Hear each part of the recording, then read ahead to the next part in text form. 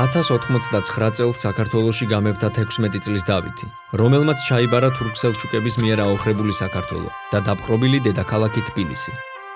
გამეფებისთანავე დავითმა დაიწყო ჯარის გაძლიერება. შექმნა დისციპლინირებული ძლიერი ქართული ლაშქარი. თავს ესხმოდა დამპყრობელ თურქ-სელჩუკებს და საბოლოოდ განდევნა კიდეც ისინი. თბილისი დაიბრუნა 1122 წელს და გააერთიანა საქართველო. უამრავ ომებში გამარჯვების გარდა მან არაერთი ქვეყნისთვის სასიკეთო საქმე გააკეთა. დაარსა საგანმანათლებლო დაწესებულება გელათის აკადემია. საფუძველი ჩაუყარა სასამართლო სისტემას, სააჯო კარის სახით. მეფე დავითი პატივსცემდა საქართველოში მცხოვრებ სხვადასხვა ეროვნების და რელიგიის წარმომადგენლებს.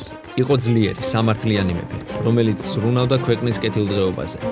მან შექმნა ძლიერი სამეფო, რომელიც გადაჭიმული იყო ნიკოპსიიდან დარუბანდამდე. მეფე დავითს მადლიერმა ერმა აღმაშენებელი უწოდა. მეფე დავით აღმაშენებელი გარდაიცვალა 1125 წელს.